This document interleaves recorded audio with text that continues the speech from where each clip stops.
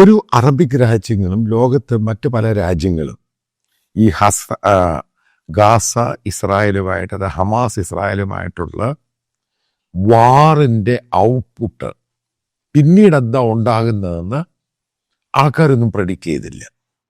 ആൾക്കാരൊന്നും ആൻറ്റിസിപ്പേറ്റും ചെയ്തില്ല എന്തൊക്കെയാണ് ഉണ്ടാകാൻ പോകുന്നത്. പിന്നീട് എല്ലാവരും കോൺസെൻട്രേറ്റ് ചെയ്തു, ഈ പറയുന്ന വെസ്റ്റ് ബാങ്ക് കോൺസെൻട്രേറ്റ് ചെയ്തു, അതേപോലെ തന്നെ ഗാസ കോൺസെൻട്രേറ്റ് ചെയ്തു.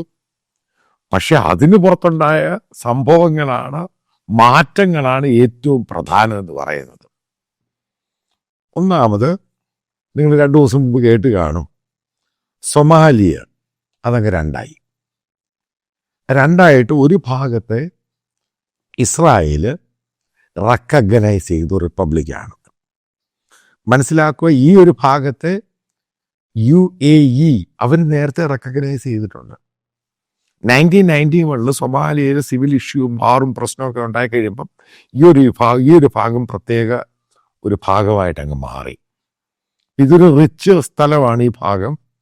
അതിൻ്റെ പ്രധാനമെന്ന് പറഞ്ഞാൽ ഗ്യാസ് ഉണ്ട്, അതേപോലെ ക്രൂഡുണ്ട്, മറ്റുള്ള സംഭവങ്ങളുണ്ട്. അതുമായിട്ട് ബന്ധപ്പെട്ട് വളരെ റിച്ചായിട്ടുള്ള പ്രദേശമാണ് ഈ സൊമാലിയ ലാൻഡ് എന്ന് പറയുന്നത്.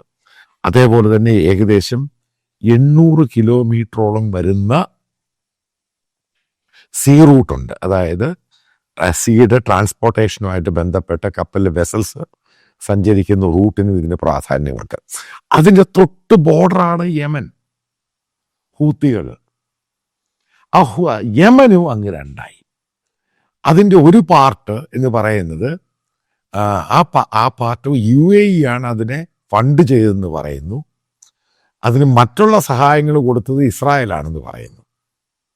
അതായത് 2 രാജ്യങ്ങൾ രണ്ടായിപ്പോയി, 2 ഇസ്ലാമിക രാജ്യങ്ങൾ. യമനിൻ്റെ ഒരു പാർട്ട്, അതേപോലെ തന്നെ സൊമാലിയയുടെ പാർട്ട്, രണ്ടും അടുത്ത് കിടക്കുന്ന സ്ഥലങ്ങൾ. അതായത് നമ്മൾ ഈ പറയുമ്പോൾ ഇസ്രായേൽ ഹമാസ് വാർ നടക്കുന്ന സമയത്ത് ഇതുമായിട്ട് ഈ ഹൂത്തികൾക്കും വെപ്പൺസ് എത്തിച്ചു കൊടുത്ത് ഇറാൻ ഈ റൂട്ട് വഴിയെ, കാരണം അവർക്ക് ഡയറക്റ്റ് അവിടെ കൊടുക്കുമ്പോൾ അറ്റാക്ക് വരും. ഈ റൂട്ട് വഴിയാണ് ഈ കരമാർഗം ഇവർ ഈ വെപ്പൺസ് ഹൂത്തികൾക്ക് എത്തിച്ചു കൊടുത്തു. ഹൂത്തികൾ ഈ ഹമാസിനെതിരെ തടസ്സമുണ്ടായ സമയത്ത്, പല റൂട്ടുകളും ബ്ലോക്ക് ചെയ്ത സമയത്ത് ഹൂത്തികളാണ് അത് വഴി എത്തിച്ചു കൊടുത്തത്. അതിൻ്റെ പേരിലാണ് അവർ സൂയസ് കനാൽ തടയൊക്കെ ചെയ്തത്. നിങ്ങൾക്കറിയാം, സൂയസ് കനാൽ ബ്ലോക്ക് ചെയ്ത് ഇവരെ പണം പിരിക്കാൻ തുടങ്ങി. അതിനുശേഷം ഹൂത്തികൾ ഭയങ്കരമായിട്ട് മിസൈൽ അയക്കാൻ തുടങ്ങി, ഇറാനിയൻ വെപ്പൺസ്. ഇതൊക്കെ ഒരു സമയത്ത് നടന്ന സംഭവം. ഇപ്പം നിങ്ങൾ ശ്രദ്ധിച്ചോളൂ, ഹൂത്തികൾ കംപ്ലീറ്റ് സൈലൻ്റായി. അതായത് അവസാനം ഇസ്രായേൽ തന്നെ നേരിട്ട് അവരുടെ പ്രധാനമന്ത്രി അങ്ങനെയുള്ള പട്ടാള മേധാവികളെല്ലാം തരിശാക്കി. എന്നിട്ട് ഈ സൈമൾട്ടേനിയസ് ആയിട്ട് ഈ പറയുന്ന യമനിൻ്റെ ഒരു ഭാഗത്തുള്ളവർക്ക് ഇവർ ട്രെയിനിങ് കൊടുത്തുകൊണ്ടിരുന്നു. കാരണം നേരത്തെ തന്നെ യമൻ എന്ന് പറയുന്ന ആ രാജ്യം, കാരണം സന എന്ന് പറഞ്ഞതിൻ്റെ കൺട്രോൾ മുഴുവൻ ഹൂത്തികളുടെ കയ്യിലാണ്.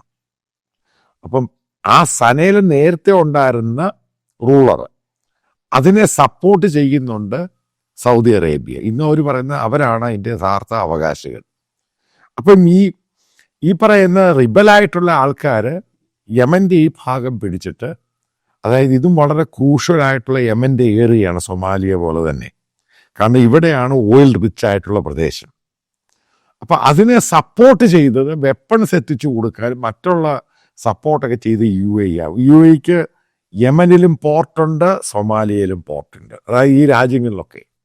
കാരണം UAE കൊമേഴ്ഷ്യലായിട്ടുള്ള രാജ്യമാണ്. കാരണം അവരുടെ ഷിപ്പ് റൂട്ടും വെസൽ റൂട്ടും ഉള്ള രാജ്യമാണ്. അതുകൊണ്ട് ഇവർക്ക് 2 പേർക്ക് ഇവർക്ക് ഓഫീസും ഉണ്ട്. ഈ പറയുന്ന പോർട്ടുകൾ ഇവരാണത് ഓപ്പറേറ്റ് ചെയ്യുന്നത്. ഈ സന്ദർഭത്തിലാണ് സൗദി അറേബ്യ ഇന്നലെ ഈ വിഘടിച്ചു പോയ യമൻ്റെ അവിടെ പോയി അവിടെയുള്ള ആൾക്കാരുടെ മിലിഷ്യ ഗ്രൂപ്പിൻ്റെ മേളിൽ കുറേ ബോംബിട്ടു. ഉണ്ടാക്കിയെടുത്ത് ഇസ്രായേൽ. കാരണം ഈ 2 ഒരുമിച്ച് നിൽക്കാൻ പറ്റത്തില്ല. സൊമാലിയ ബേസ് അവർ ഉപയോഗിക്കുന്നുണ്ട് ഹൂത്തികൾ. അതേപോലെ തന്നെ മറ്റൊരു യമൻ്റെ ഭാഗം ഇവർക്കെതിരെ തിരിയാൻ പാടില്ല. ഇതിനങ്ങ് സ്പ്ലിറ്റ് ആക്കി കൊടുത്തു. അതായത് പറഞ്ഞാൽ ഹമാസ് ഇസ്രായേൽ വാറിനുണ്ടായ എഫക്റ്റാണ് ഈ സംഭവം. ഈ 2 ഇസ്ലാമിക രാജ്യങ്ങൾ സ്പ്ലിറ്റായി പോയി. ഇതുമായിട്ട് ബന്ധപ്പെട്ടാണ് ഇൻട്രസ്റ്റിങ്. അതായത് എങ്ങനെയാണ് സുഡാനിൽ നടന്നത്. അതായത് ഒരു വിഭാഗത്തെ, അവിടെ ഭരിക്കുന്ന വിഭാഗത്തെ സൗദി അറേബ്യ സപ്പോർട്ട് ചെയ്തപ്പോൾ RSF റാപ്പിഡ് ഫോഴ്സ് അതിനെ UAE സപ്പോർട്ട് ചെയ്തു. സാമ്പത്തികം, കാരണം ഗോൾഡ് മൈൻസും മറ്റുള്ള സംഭവങ്ങളെല്ലാം അവരവിടെ ഹ്യൂജായിട്ട് ഇൻവെസ്റ്റ് ചെയ്തിട്ടുണ്ട്. അഗ്രികൾച്ചറും, കാരണം നൈലിൻ്റെ ഭാഗമാണ് ഈ സംഭവങ്ങൾ മുഴുവനും. പിന്നീടാണ് അമേരിക്ക ഇടപെട്ടാണ് UAEയോട് പറയുന്നത് അവർക്ക് സപ്പോർട്ട് ചെയ്ത് സൗദിയോടും പറയുന്നു, ഈജിപ്തിനോടും പറയുന്നു. അതുകൊണ്ടാണ് ഇപ്പോഴാ വാർ എന്തോന്ന് കുറഞ്ഞു നിൽക്കുന്നത്. അപ്പം നമുക്ക് ഇങ്ങോട്ട് വരാം. ഇവിടുത്തെ ഗെയിം പ്ലാൻ മനസ്സിലാക്കുക. എങ്ങനെയാണ് ഈ പറയുന്ന 2 ഇസ്ലാമിക സ്റ്റേറ്റുകൾ, സൊമാലിയ, മറ്റൊന്ന് യമൻ, ഇസ്രായേലിനെതിരെ ഇവർ ഒരുമിച്ച് ഹൂത്തികളുടെ ഒരു ബേസാക്കി അങ്ങ് മാറ്റി, അതേപോലെ ഇറാനും ബേസാക്കി മാറ്റി. അതിൻ്റെ പേരിൽ ഈ വാറിൻ്റെ കോൺസെൻട്രേഷൻ സമയത്ത് ഇസ്രായേലിൻ്റെ അണ്ടർ കവർ ഓപ്പറേഷൻ ഇത് പ്രവർത്തിച്ച കാര്യം ഈ രാജ്യങ്ങളൊക്കെ അങ്ങ് വിട്ടുപോയി. UAE ഉൾപ്പെടെ വിട്ടുപോയി. മറ്റുള്ള അറേബ്യൻ രാജ്യങ്ങൾ ഇതിന് വലിയ കോൺസെൻട്രേഷൻ കൊടുത്തില്ല. അതിൻ്റെ ഭാഗമായിട്ട് ഇവർ തന്നെ ഉണ്ടാക്കിയെടുത്ത സാധനമാണ് ഇതിനെ ഇസ്രായേൽ മറ്റേ സൊമാലിയ ലാൻഡ് പഴയതാണ് സംഭവം, അതിനെ അങ്ങ് അംഗീകരിച്ചു കൊടുത്തു. അതേപോലെ ഇതിനെ അങ്ങ് സെപ്പറേറ്റ് ആക്കി കൊടുത്തു. പിന്നെ ഇവിടെ കയറി ഇറാനോ മറ്റുള്ള അറേബ്യൻ രാജ്യങ്ങൾക്കും ഇവിടെ എത്തപ്പെടാൻ പാടാം. അതുകൊണ്ട് തന്നെ അറിയാൻ സാധിക്കുന്നത് സൊമാലിയയിൽ ഇസ്രായേലിന് ബേസ് കൊടുക്കാൻ പോവുക, കാരണം അവരുടെ സെക്യൂരിറ്റിയുമായി ബന്ധപ്പെട്ട്.